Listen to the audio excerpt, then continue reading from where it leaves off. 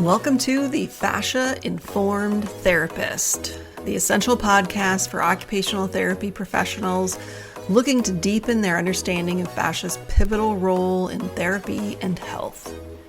I'm your host, Amy Mayer, an experienced occupational therapist, practice owner, and dedicated educator.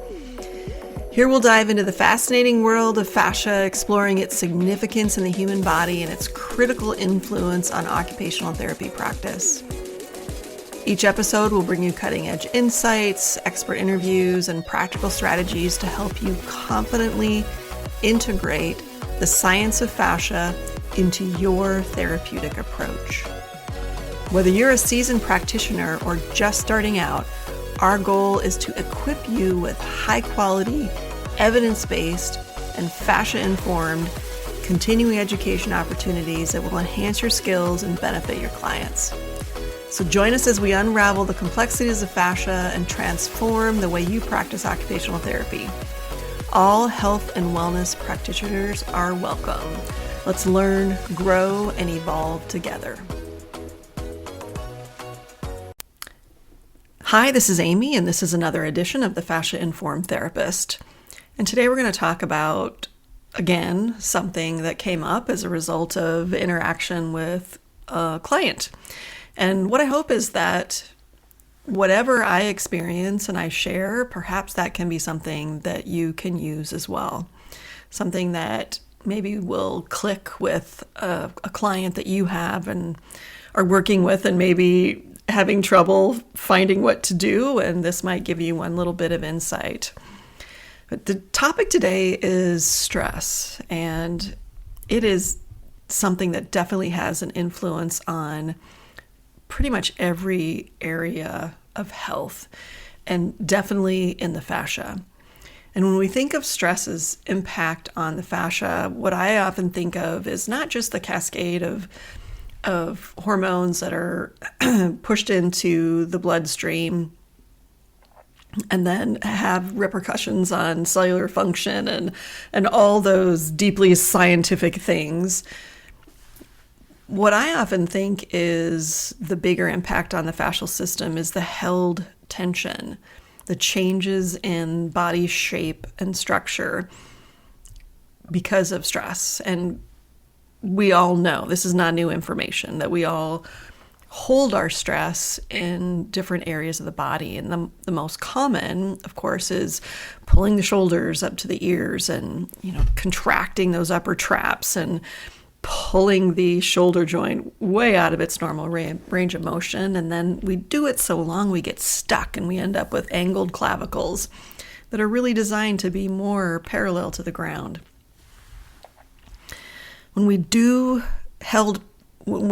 hold patterns like that for so long, our fascia literally rebuilds itself in that shape that we're asking it unconsciously to build itself in. Our fascia will build itself into the shapes we put our bodies in the most, for better, for worse. Other people hold their stress in different places. We have an epidemic of TMD, right? And people are clenching their jaws during the day, at night. They're grinding, getting out that held tension at nighttime often. Other people hold their tension in their abdomen and they're squeezing, or their glutes, they're squeezing. Sometimes I'll notice when I'm driving in busy traffic, I'm holding my thighs really tight, and I notice it and I try to let that go, and then I notice it's happening again.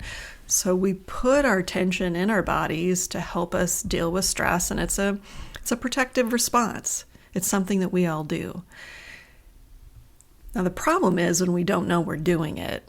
And I've been in this cycle long enough, and I've been around the sun enough times that I'm starting to notice these things, or I have started to notice these things, and I know how to correct them. I know how to relax my body. I know how to notice the stress signals in my own body and to back it up, to chill out, take some deeper breaths. Notice it, relax my shoulders down. Whatever I need to do, I start thinking about something else. I can redirect my thoughts and place that wonderful Viktor Frankl quote of I'm not gonna say it correctly, but there's a space between the thought and what we do. So there's that space between. So we don't have to just think and then react. We've got a space in there, and we can make a different choice. So the client that I'm referring to is a super, super, super busy woman who has many, many, many roles with different family members who are spread all over the country that she's trying to interact with and keep together, and kids that are shifting and changing schools and activities, and a job that keeps her very busy, travel, just many, many, many things beyond what I just listed. And she wants to do them all, of course, to the very best of her ability. She cares very, very much about her family, about people in her sphere, and then the wider global community as a whole. So this is a woman who cares very, very much, and she's very much aware of there's a lot of stress in her life, but has had a very difficult time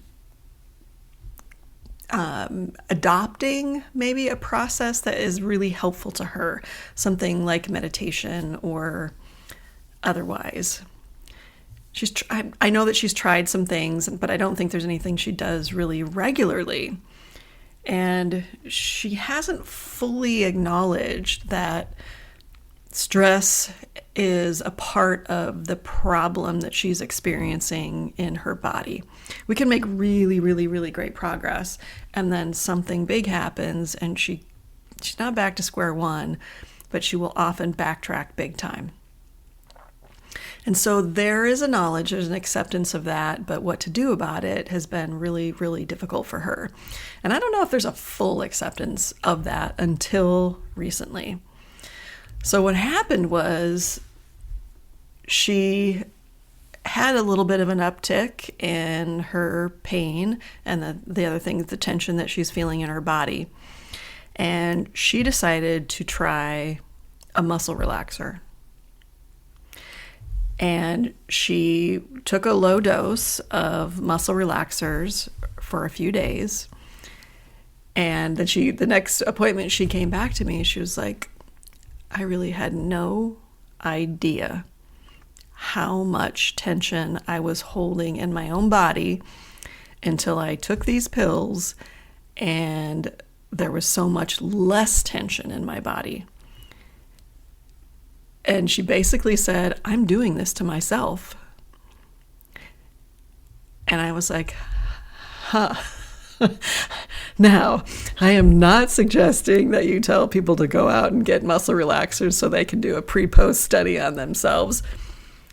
But I don't know, maybe this was an eye-opener for me. Now, when I think of muscle relaxers, that I haven't taken one for a very, very, very long time, but way in my distant past, I would turn to them to help deal with an issue because it just felt like I was so balled up, and if I just had that would help. But they would make me feel horrible, like I'm walking through Jell-O, and then that would be lingering effects for days, and that's how my body reacted to those at that time. But they were helpful in taking my pain down. But yeah, it's been decades since I've used those, and I'm sure the world of muscle relaxers has probably improved significantly. I have no idea, really. I didn't investigate that prior to this discussion. But if they have improved, then I don't know. Maybe that's something that if you can't get someone to really adopt a strategy that works for them, to help them feel the difference in their the stress holding in their body, progressive muscle relaxation, yoga nidra, more yin yoga, more meditation, mindfulness practices, autogenic relaxation, all those different things might work for somebody. And I think it's always the better route to go to something, the least invasive first. But if they're not responding, this was a really interesting outcome for this woman. Now, I don't think I see her again for a bit, but I don't know what she's going to do. I mean, we had a nice talk about it, and, how might she try to find that same reaction with go back to some of those non-invasive options and see if she can slowly work through that and teach herself how to relax her own body. Because like I said, it was an eye-opener for her, eye-opener for me too. So I thought you might find that interesting, and I certainly did. And thank you again for listening. I'm so grateful. Have a great day. Thank you for tuning in to the Fascia-Informed Therapist. It's been a pleasure sharing insights and strategies to help you integrate fascia science into your practice. I'm Amy Mayer, and I hope today's episode has inspired you to explore further and take your therapeutic skills to the next level. Remember, we're committed to creating and providing top-notch, evidence-based, fascia-informed continuing education that empowers you as an occupational therapy practitioner. Stay connected with us for more enriching content, and don't forget to check out our online courses to deepen your expertise. Until next time, keep expanding your knowledge, refining your skills, and confidently applying the science of fascia to your practice. Here's to advancing together in health and wellness.